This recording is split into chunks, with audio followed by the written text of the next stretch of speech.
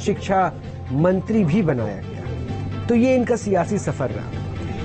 वैसे मध्य प्रदेश में बीजेपी ने लोकसभा चुनाव को देखते हुए एक ऐसा दांव चला है जिससे यादव बहुल राज्यों में सियासत में खलबली मच गई है। इसे मास्टर स्ट्रोक क्यों कहा जा रहा है? कैसे बिहार यूपी में खलबली मच गई है? एक रिपोर्ट के जरिए से आपको जानना चाहिए, समझना चाहिए और इस स्ट्रैटेजी के आगे अब क्या हो सकता है इसका आकलन भी करना चाहिए।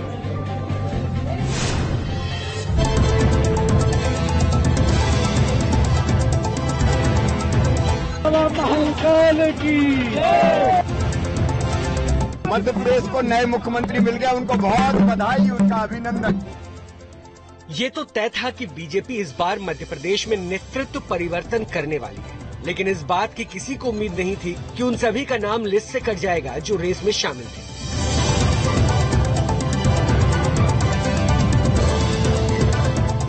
पीएम मोदी अपने सियासी फैसलों से हमेशा सबको चौंकाते रहते हैं। ऐसा ही उन्होंने मध्य प्रदेश में सबसे बड़ा सरप्राइज देकर किया। विधायक दल की बैठक तो बंद कमरे में हुई, लेकिन ऐसा लगता है कि फैसला दिल्ली से लिखकर लाया गया था और यही वजह रही कि जो नाम चर्चा में नहीं था उस पर आखिरी मुहर लगी। जो शख्स विधायक दल की बैठक से पहले हुए फोटो सेशन में भी पीछे वाली पंक्ति में बैठा था, वो अब राज्य की कमान संभालेगा। दरअसल लोकसभा चुनाव को देखते हुए बीजेपी ने सोशल इंजीनियरिंग की सियासी बिसात बिछाई है और एमपी में मोहन यादव को सीएम पद की कुर्सी सौंप दी है।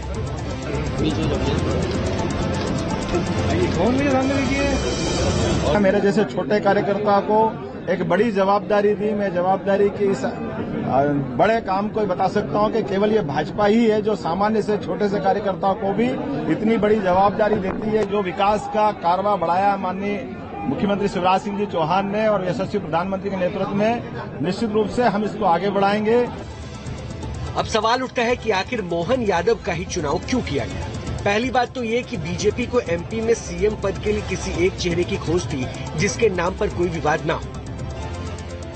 मोहन यादव किसी राजनीतिक परिवार से नहीं आते, आम लोगों से निकलकर वो ओबीसी के बड़े नेता हैं। दूसरी बात ये कि मोहन यादव उम्र के लिहाज से शिवराज सिंह और प्रहलाद पटेल से छोटे हैं, यानी एमपी में अगली पीढ़ी को कमान सौंपने की तैयारी चल रही है। मोहन यादव जी मध्य प्रदेश के विधायक दल के नए नेता के तौर पर आज वो निर्वाचित हुए हैं। मैं भारतीय जनता पार्टी मध्य प्रदेश की ओर से, मध्य प्रदेश के करोड़ों करोड़ कार्यकर्ताओं की ओर से उन्हें बहुत बधाई और शुभकामनाएं देता हूं।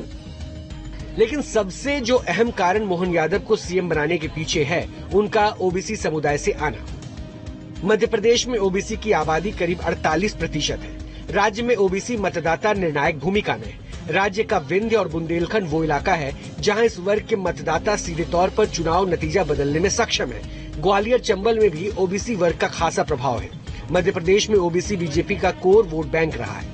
यही वजह रही है कि वर्ष 2003 के बाद से मध्य प्रदेश में बीजेपी के सभी 3 मुख्यमंत्री उमा भारती, बाबूलाल गौर और शिवराज सिंह चौहान अन्य पिछड़ा वर्ग से रहे हैं। इससे पहले बीजेपी का कोई भी सीएम यादव नहीं था। मोहन यादव को सीएम बनाकर बीजेपी बिहार यूपी के यादव वोटर को साधने में जुटी है। यूपी, बिहार, हरियाणा में यादव समुदाय की काफी आबादी है। बिहार यूपी में लोकसभा की 120 सीटें हैं। बिहार में यादवों की आबादी 14.26% है। ये बिहार का सबसे बड़ा वोट बैंक है। यूपी में करीब 10 से 12% मतदाता यादव समुदाय के।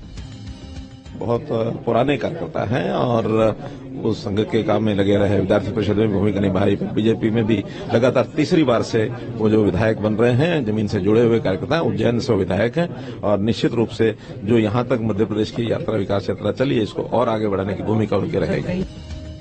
यानी प्रधानमंत्री मोदी ने एक तीर से 2 निशाने साधने की कोशिश की है। यूपी और बिहार दोनों के वोट बैंक में सेंधमारी की कोशिश की गई है।